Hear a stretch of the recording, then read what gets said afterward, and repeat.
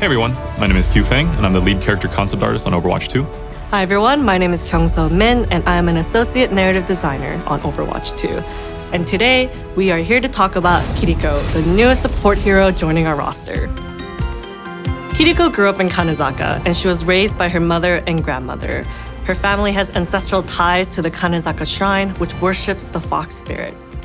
Her grandmother taught Kiriko the responsibilities of taking care of the shrine, the importance of traditions, rituals, and community. Her mother, on the other hand, is a fierce ninja and believed in taking action, standing up for yourself, and fighting for what's right. We can see in Kiriko that she bridges these two sensibilities together, the traditional and the modern, the fighting and the healing. Kiriko is a strong, badass woman. She will do anything to protect her family and her community, even if that means she has to bend a few rules. She's a trickster, like the fox spirit. Kiriko grew up alongside Hanzo and Genji. Her mother actually trained the Shimadas, and she was especially close to Genji, since they both are kind of on the mischievous kind of side. Yeah, like he would take her to the arcade in Hanamura, and they're definitely up to no good in and out of the Shimada castle. Carried on the wind. Kiriko witnessed the fall of the Shimadas when she was young. The assassination of the Shimada clan head left a power vacuum within the community. A rival clan, the Hashimoto, took advantage of that and took over. They terrorized the community, and Kiriko saw all these injustices firsthand, and they took her father as hostage. To stop them, she joined a ragtag group of young women and men called the Yokai.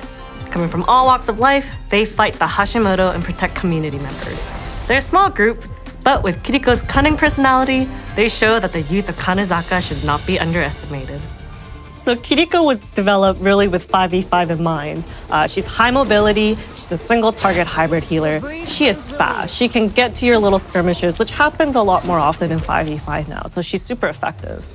Yeah, and she's very much like another battle healer. You know, she's in the action, jumps in and out, not the kind of sit back and heal type of hero. Shouldn't have put your head there. Yeah, I think a lot of experienced players will have fun with her, and I think a lot of DPS players will love her. Underestimated me, nah? From day one, really, her fox was there in the design. It felt right.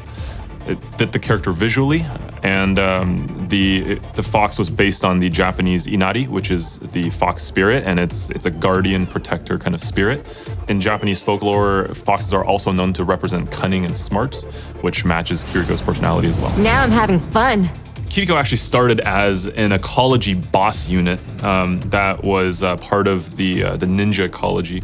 Her hairband and bandana kind of comes from classic depictions of ninjas in pop culture, and it's got a symbol on the top. It's basically the kanji for kitsune, for fox, turned diagonally, which is really cool.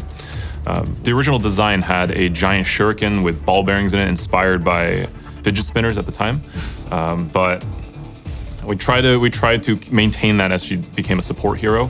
However, learning from past mistakes when we tried to force a design and a concept together, we ended up just kind of retooling her to look more like a support hero. Some of the old, some of the new.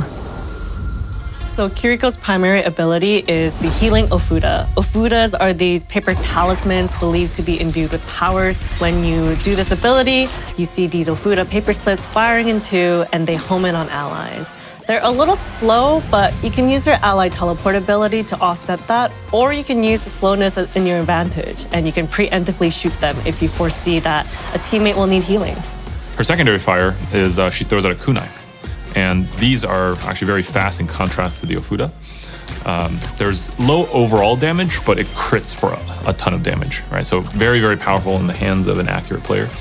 And the idea here was to split her abilities thematically, having half of her abilities kind of be supportive with, you know, the healing Ofuda, and the other half is more about the offense and damage with the kunai.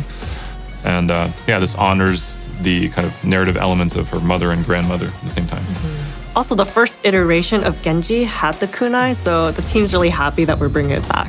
Come on, Shimada. One of her abilities is the ally teleport. She can teleport directly to an ally. She can even teleport through walls. And the distance is pretty generous, so you can travel across maps pretty far and pretty quickly. This makes her a great support because she can get to her teammates quickly and just provide the healing power that the team needs. Her second ability is called the Protection Suzu. Suzu are a small spell, and Kiriko throws them out, and it makes allies invulnerable briefly, and they also cleanse debuffs. This is great to combo with her teleport ability to quickly get in there and support a teammate. You can also throw it down on yourself if you're in a sticky situation, and it kind of saves your hair. But it does have a long cooldown, so it requires good judgment and timing. Sounds like a really good counter to like Sleep Dart. Yes, and Junker Queen's anti-heal. 私が守る Her passive ability is the wall climb. She can scale walls like Genji and Hanzo. Because they train together, we just felt it was appropriate.